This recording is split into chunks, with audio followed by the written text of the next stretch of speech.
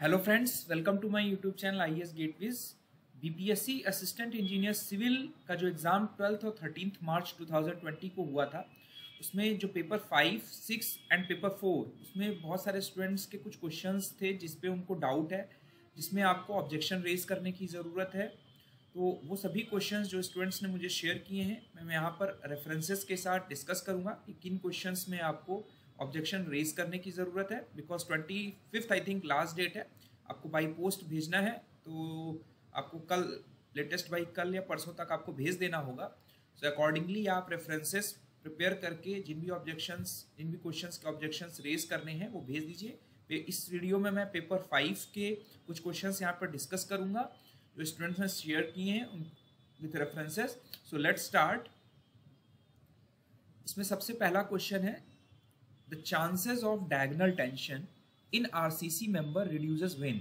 इन्होंने जो आंसर दिया है मॉडल की में, वो ऑप्शन डी दिया है और बोला है कि एक्सियल टेंशन और शियर फोर्स जब साइमल्टेनियसली एक्ट कर रहे होंगे तो हमारे डायगोनल टेंशन क्रैक्स रिड्यूस हो जाएंगे। बल्कि ये स्टेटमेंट बिल्कुल गलत है, बिकॉज जो हमारा एक्सियल कंप्रेशन फोर्स है वो हमारे डायगोनल टेंशन क्रैक्स के चांसेस को रिड्यूस करती है। रेफरेंस के तौर पर अगर हम रेनफोर्स कंक्रीट डिजाइन की बुक देवदास मेनन और उन्नी कृष्णन पिल्लई की बुक में page 241 design for share chapter में जाके देखें तो यहाँ पर बात की गई है कि हमारी जो डिजाइन शेयर स्ट्रेंथ है उस पर एक्सियल कंप्रेसिव फोर्स और एक्सियल टेंसाइल फोर्स का क्या इफेक्ट रहता है। हमारा कोड भी इस बारे में एक एम्पेरिकल रिलेशनशिप देता है जिसमें हम बात करते हैं कि हमारा जो डिजाइन शेयर स्ट्रेंथ है वो एक्सियल कंप्रेशन के केस में हमारी एनहेंस हो जाती है, जिसके लिए हम एक फैक्टर से मल्टीप्लाई करते हैं अपनी डिजाइन शेयर स्ट्रेंथ में, विच इज डेल टाउ सी हो जाती है। तो डेल की जो फैक्टर है दैट इज ग्रेटर देन 1, जहां पर पीयू जो है हमारी this is factored compressive force और एजी ग्रॉस सेक्शनल एरिया है हमारी, और एफसीके हमारी कैरेक्टरिस्टिक स्ट्रेंथ है। यहाँ पर अगर आप इसको एलेबोरेट तरीके से पढ़ेंगे तो यहाँ पर लिखा भी हुआ है, the effect of an axial compressive force is to delay the formation of both flexural and inclined cracks. तो इंक्लाइंड क्रैक्स जो है ये these are the diagonal tension cracks and also to reduce the angle of inclination of the inclined cracks to the longitudinal axis. Likewise an axial tension force अगर हमारी लग रही है तो it is expectedly acting as the reverse, वो shear strength को reduce करेगी, हमारी क्रैकिंग के प्रोसेस को इनहेंस करेगी और हमारा जो एंगल ऑफ इंक्लाइंड क्रैक्स है विद द लॉन्गिट्यूडनल एक्सिस उसको भी इंक्रीज करेगी, जिससे हमारी जो डायगोनल टेंशन के क्रैक्स हैं उनके बढ़ने की प्रोपोगेशन के चांसेस और बढ़ जाएंगे। तो जो करेक्ट आंसर होगा ऑप्शन सी होगा। तो इस क्वेश्चन में आपको ऑब्जेक्शन रेज कर देना है। उसका नेक्स्ट क्वेश्चन है कि एक fully prestress concrete beam is the one in which. इन्होंने जो आंसर दिया है ये कहते हैं कि हमारा जो फुली प्रेस्ट्रेस कंक्रीट बीम है वो है जहां पर जो वर्किंग लोड्स हैं यानी हमारे सर्विस लोड्स हैं जो हमारी बीम पर एक्ट कर रहे हैं या मेंबर पर एक्ट कर रहे हैं, वो हमारे सभी completely registered by the prestressing force होंगे। बट अगर आप देखोगे यहाँ पर रेफरेंस के तौर पे प्रेस्ट्रेस कंक्रीट की बुक के मैंने 2-3 बुक्स के यहाँ रेफरेंसेस दिए हैं। Prestress concrete by Ibrahim Azmi page 8 और 2016 का एडिशन अगर आप पेज 8 पर जाके देखेंगे, यहाँ पर क्लियरली लिखा हुआ है कि जो फुली प्रेस्ट्रेस्ड मेंबर है वो हमारा अनक्रैक्ड रहेगा, मतलब क्रैकिंग हमारी नहीं होगी at service loads. It means कि अगर हमारी क्रैकिंग परमिटेड नहीं है, it means there are no tensile stresses up to service loads. यहाँ इन्होंने फर्दर एलोबोरेट किया कि अगर हमारा सेक्शन अल्टीमेट स्ट्रेस तक लोड हो रहा है तो prestress concrete beam behaves like RCC beam. जो टेंसाइल स्ट्रेसेस हैं यहाँ पर आप देख सकते हैं, जो टेंसाइल स्ट्रेसेस हैं they are completely eliminated under the working loads, whole cross section is fully utilized, the deflections are small, the fully prestressed beam are preferable in railway bridges because वहां पर हमारी टेंसाइल स्ट्रेसेस नहीं develop हो रही है। दूसरी book है हमारी प्रेस्ट्रेस कंक्रीट की एन राजगोपालन की, यहाँ पर भी हम फुली प्रेस्ट्रेस कंक्रीट बीम में बात करते हैं कि the beam shall not have tensile stress at any level at any stage up to the service load stage, considering the service load stage the bottom to stress to be restricted to 0 stress। ठीक है। एक तीसरी book है, ये foreign addition की book है, यहाँ पर भी हम बात करते हैं कि अगर if total tensile stress determined by equation is equal to greater than और 0 if the tensile stresses caused by the service loads, यानी जो भी लोड्स हमारे आ रहे हैं बीम पर, उसकी वजह से जो सेक्शन पे टेंसाइल स्ट्रेसेस जनरेट होना है वो कंप्लीटली एलिमिनेट हो रहे हैं बाय द प्रीस्ट्रेसिंग फोर्स। ठीक है, इट मींस जो वर्किंग लोड्स है they are balanced by the prestressing force in such a way कि जो टेंसाइल स्ट्रेसेस उसकी वजह से जनरेट हो रहे हैं वो हमारे जीरो या उससे ज्यादा जीरो हो जा रही है, means they are completely eliminated. उस केस में हमारा जो कंक्रीट है that is consider to be fully prestressed. ठीक है, उसके बाद फर्दर इन्होंने एलेबोरेट किया कि generally fully prestressing is designed to eliminate concrete tensile stress in the direction of prestressing under service loads and make cause significant camber. तो यहाँ पर अगर आप स्टेटमेंट देखेंगे तो यहाँ पर जो सेकंड ऑप्शन है जहाँ पर बात कर रहे हैं कि हम कोई टेंशन परमिटेड नहीं है, it means no tensile stresses are being developed in fully prestressed concrete. तो आप यहाँ पर कह सकते हैं कि मल्टीपल ऑप्शंस हमारे करेक्ट है, तो इस क्वेश्चंस में भी आपको ऑब्जेक्शन रेज कर देना है। उसके बाद हमारा नेक्स्ट क्वेश्चन है, इसमें बोला गया है कि if the plasticity index of you line lies close and above A line of the plasticity chart the clay mineral is. ये बहुत अच्छा क्वेश्चन इन्होंने फ्रेम किया है, कहीं भी आपको मिलेगा नहीं, इसलिए थोड़ा सा एलेबोरेट फॉर्म में पढ़ लेते हैं जो इसकी डिटेलिंग है। सबसे पहले हम देख लेते हैं कि जो हमारी प्लास्टिसिटी चार्ट है उसमें ए लाइन और यू लाइन का क्या सिग्निफिकेंस है। ए लाइन आप सभी जानते हैं जो कैसेग्रेंटे का लिक्विड लिमिट चार्ट है, जिसमें हम प्लास्टिसिटी इंडेक्स की एक एम्पेरिकल इक्वेशन देते हैं which is given by 0.73 liquid limit -20 whole bracket में। ठीक है, the A line is use to separate clays which plot above A line from silts which plot below the A line. A line के ऊपर जो soil हमारी plot हो रही हैं दे आर बेसिकली क्लेज, और ए लाइन के नीचे जो हमारी सॉइल है they are classified as silts. तो जो ए लाइन है हमारी क्लेज और सिल्ट्स को क्लासिफाई सेपरेट कर रही है, बाउंड्री लाइन है। और इसी प्लास्टिसिटी चार्ट में हमारी एक एडिशनल लाइन अगर हम दिखा दें which is called you line, जिसकी इक्वेशन आप ध्यान रखें important exam point of view से, it is 0.9 times the liquid limit -8 and U line का मतलब है this is upper line। U line हम इसीलिए बोल रहे हैं because this is upper limit line जो कि upper most boundary indicate कर रही है नेचुरल सॉइल के लिए for the plasticity index। तो बेसिकली A line हमारी U line के ऊपर प्लॉट होगी।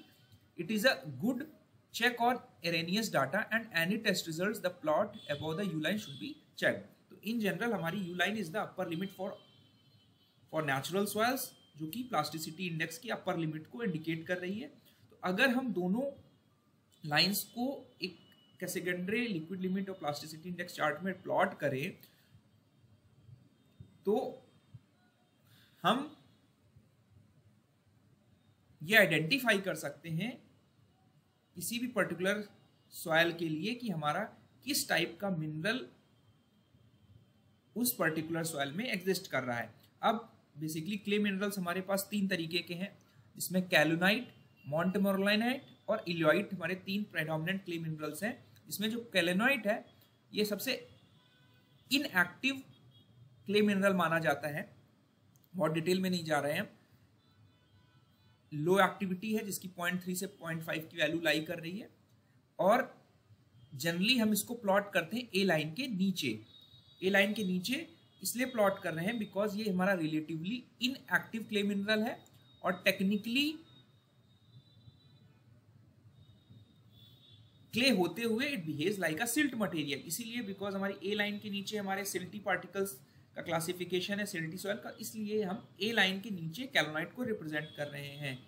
तो ये आप अगर इस फिगर को देखोगे तो अगर हमारा सॉइल जो है it is represented below the A line, तो इट सीम्स कि उस सॉइल में हमारा कैलोनाइट मिनरल है। अब नेक्स्ट जो मिनरल है मोंटमोरलाइट, जिसकी एक्टिविटी हमारी जनरली ए सोडियम मोंटमोरलाइट के लिए 4 to 7 होती है। It is the mineral having highest activity, ठीक है, highest water content, greatest compressibility and lowest strength of all clay minerals, and montmorillonite plot just below the U line. यहाँ पर कह रहा है कि मोंटमोरलाइट को हम because upper limit of the plasticity index, highest plasticity index है, and it is plotted below the U line. तो U line हमारी ये है, तो ये जो आपने प्लॉट किया, this is it indicates कि हमारी मोंट्रोमोलाइट मिनरल है अगर it is lying close to the U line. अब नेक्स्ट ये है इलाइट, इसमें इंटरमीडिएट हमारी एक्टिविटी है 0.5 से 1.3. तो यहाँ पर क्लियरली मेंशन्ड है कि स्ट्रक्चर मोंट्रोमोलाइट जैसा है और इंटरमीडिएट एक्टिविटी है. Elite often plot just above the A line, A line के ऊपर है. ठीक है, तो ये इलाइट ग्रीन कलर का जो है, दिस इज इंडिकेटिंग कि जो सॉइल है उसमें हमारा इलाइट मिनरल प्रीडोमिनेंट है. ठीक है, एंड इसमें क्वेश्चन में ये पूछा गया है कि यू लाइन जो है वो ए लाइन के क्लोज लाई कर रही है. It means it is lying close to this A line. It means the existing the soil जो अपर हाईएस्ट लिमिट है प्लास्टिसिटी इंडेक्स की, that is lying close to A line. तो हमारा जो प्रीडोमिनेंट मिनरल होगा वो इलाइट होगा. ठीक है, ये सेम चीज यहां पर मैंने समझाई हुई है चार्ट फॉर्म में. सो जो करेक्ट आंसर होगा, इन्होंने इलाइट मिनरल दिया है, ये बिल्कुल सही है. ऑप्शन सी इज करेक्ट, इसमें आपको कोई ऑब्जेक्शन रेज करने की जरूरत नहीं है.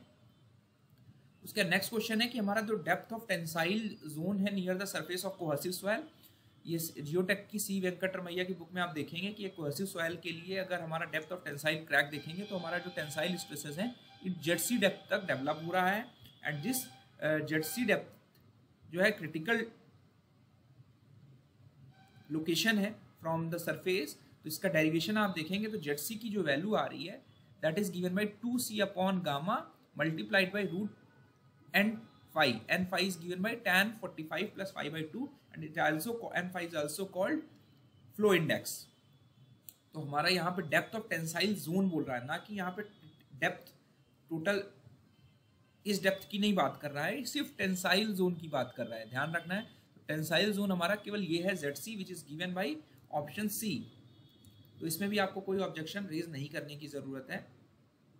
इसका नेक्स्ट क्वेश्चन है कि सैचुरेटेड क्ले लेयर में consolidating with single drainage the initial isochrone is. अगर हम टर्जागी की वन डायमेंशनल कंसोलिडेशन थ्योरी को स्टडी करते हैं तो जो हमारा कंसोलिडेशन एक पर्टिकुलर लेयर में कैसे हो रहा है over a period of time, how the excess pore water pressure is dissipating, उसको हम आइसोक्रोन से डिपिक्ट करते हैं. ठीक है, तो यहां पर इन्होंने पूछा है कि हमारा इनिशियल आइसोक्रोन कैसा होगा. ठीक है, इनिशियल आइसोक्रोन कैसा होगा. मॉडल आंसर में इन्होंने ट्राइंगुलर दिया है, this is incorrect. Correct answer is option D. Reference के तौर पे क्रैक सॉइल मैकेनिक्स की चैप्टर 7 की कंसोलिडेशन थ्योरी की पेज 248 पे जाएं अगर, तो यहाँ पर मेंशन करते हैं हम कि हमारे जो आइसोक्रोन्स हैं there form will depend on the initial distribution of access pore water pressure and the drainage conditions at the boundaries of the clay layer. A layer for which both upper and lower boundaries are free draining is described as open layer. A layer for which only one boundary is free draining is half closed layer बोलेंगे. Examples of isocrones are shown in 7.17. In part the figure the initial distribution of excess pore water pressure is constant. ठीक है, initial pore water pressure time t equal to 0 पे हमारा initial distribution जो है वो constant है. Open layer के लिए जो हमारा आइसोक्रोन्स होंगे initial isochrone they are symmetrical about the centre line. The upper half of this diagram also represent the case of, यहाँ पर इस लाइन से क्लियर हो रहा है कि जो अपर हाफ है इस डायग्राम का वो हमारा हाफ क्लोज लेयर यानी सिंगल ड्रेनेज लेयर के लिए जो आइसोक्रोन है उसको रिप्रेजेंट करेगा. ठीक है, the slope of an isochrone at any depth gives the hydraulic gradient. जो आइसोक्रोन का स्लोप होगा that will represent hydraulic gradient और डायरेक्शन ऑफ फ्लो को भी इंडिकेट करेगा. In part B and C of the figure with a triangular distribution of pore water pressure the direction of flow changes over certain parts of layer. ठीक है, तो अगर आप इस फिगर को जो इन्होंने बुक में दिया है यहाँ पर क्लियर है कि हमारा जो ड्रेनेज सिस्टम है अगर डबल साइड में है तो हमारे जो आइसोक्रोन्स बन रहे हैं they are of shape of parabola और symmetrical about the centre line. अब इस सेंटर लाइन पे अगर हम हाफ क्लोज लेयर ड्रॉ करें मींस यहाँ पर हमारा कोई ड्रेनेज नहीं होगा जिसकी वजह से हमारा जो इनिशियल एक्सेस पोर प्रेशर है वो डेसिपेट नहीं होगा। तो यहां पर आप देख रहे हैं ये हमारा कुछ ऐसे आएगा आइसोक्रेन्स, ठीक है, बिकॉज यहां से डेसिपेशन नहीं हो रहा है एक्सेस पोर वाटर प्रेशर का, तो यहाँ पे जो वैल्यूज हैं पोर प्रेशर की ये हमारी कुछ मैग्नीट्यूड की रहेंगी, और बिकॉज यहाँ पर और इनिशियल स्टेज में ही यहाँ से हमारा ड्रेनेज शुरू हो जाएगा, because it is a free draining surface, ठीक है। तो यहाँ पर करेक्ट आंसर होगा option, most appropriate answer option D होगा। उसका नेक्स्ट क्वेश्चन है कि हमारा जो मैक्सिमम लोड कैरिंग कैपेसिटी है पाइल की when it continues to sink without further increase of load, इसमें करेक्ट आंसर ऑप्शन डी है, और मॉडल आंसर की में भी ऑप्शन डी दिया है। इनको हम तीनों नाम से जान सकते हैं, अल्टीमेट लोड कैरिंग कैपेसिटी हो या अल्टीमेट बियरिंग कैपेसिटी हो, अल्टीमेट बियरिंग रेजिस्टेंस हो। रेफरेंस के तौर पे सॉइल मैकेनिक्स की फाउंडेशन बुक है बीसी पूनमिया, पेज 729 पे डिफाइन किया हुआ है कि तो अल्टीमेट लोड कैरिंग कैपेसिटी है, अल्टीमेट बियरिंग कैपेसिटी है, अल्टीमेट बियरिंग रेजिस्टेंस है। A pile is defined as the maximum load which can be carried by a pile at which the pile continues to sink without further increase of load। तो यहाँ पर भी आपको objection raise करने की जरूरत नहीं है। नेक्स्ट क्वेश्चन में दिया हुआ है एक हमारी कॉम्पैक्टेड सॉइल सैंपल है जो मैक्सिमम ड्राई डेंसिटी एग्जिबिट कर रही है, यानी गामा डी मैक्स जो दिया हुआ है वो 21.5 किलो न्यूटन पर मीटर क्यूब दिया हुआ है, और मिनिमम ड्राई डेंसिटी जो दी हुई है गामा डी मिनिमम ये हमारी 15.5 किलो न्यूटन पर मीटर क्यूब दी हुई है। तो बहुत सारे स्टूडेंट्स में इस क्वेश्चन को कर नहीं पाए होंगे बिकॉज इसका कंसेप्ट आपको नहीं पता। यहाँ पर जो वैल्यू पूछी गई है कॉम्पैक्टेबिलिटी फैक्टर पूछा गया है। तो बेसिकली जो फील्ड में हमारा फील्ड कॉम्पैक्शन कंट्रोल करते हैं वहाँ पे दो फैक्टर्स हमारे इंपॉर्टेंट होते हैं, कॉम्पैक्टिबिलिटी फैक्टर, दूसरा रिलेटिव कॉम्पैक्शन। रिलेटिव कॉम्पैक्शन आप सभी ने पढ़ रखा है।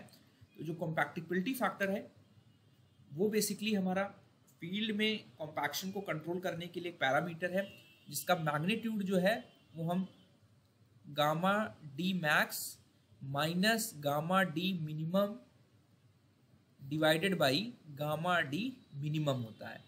तो ये आप ध्यान रखेंगे, एग्जाम पॉइंट ऑफ व्यू से इंपॉर्टेंट है। जब इसको सॉल्व करेंगे, वैल्यू सब्स्टिट्यूट करेंगे, you will get approximately 0.389 which is nearly 0.39।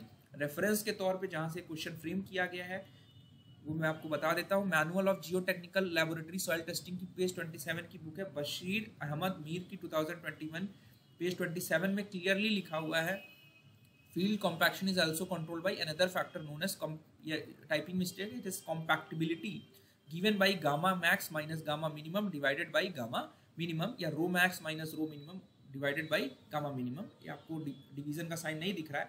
So correct answer यहाँ पे ऑप्शन बी होगा। कोई भी ऑब्जेक्शन आपको रेज करने की जरूरत नहीं है। उसके बाद नेक्स्ट क्वेश्चन है हमारा कि वेल फाउंडेशंस के केस में जो हमारा इंडियन स्टैंडर्ड कोड है वो टिल्ट और शिफ्ट वेल फाउंडेशन के केस में क्या रिकमेंड करता है। तो रेफरेंस के तौर पे अगर देखें तो IRC 78 है जो हमारे रोड ब्रिजेस में फाउंडेशंस एंड सब स्ट्रक्चर के बारे में स्पेसिफिकेशंस गवर्न करता है। उसमें पैरा 708.5 में लिखा हुआ है कि as far as possible the well shall be sunk plumb without any tilts and shifts, however a tilt of 1/80 and a shift of 150 mm due to translation in direction which will cause more severe effect shall be considered in the design of well foundation। अब आप अगर देखेंगे तो इसमें कोई भी option match नहीं कर रहा है, तो none option is correct। With this reference you can raise objection in this question। I hope ये वीडियो आपको हेल्पफुल होगा। इसका मैं PDF भी टेलीग्राम ग्रुप में शेयर कर दूंगा, और पेपर जो 6 है उसमें भी जो कुछ क्वेश्चंस पेपर 6 और पेपर 4 में एक साथ में डिस्कस कर लूँगा। उसमें 4-5 क्वेश्चंस आए मेरे पास। तो thank you and all the best.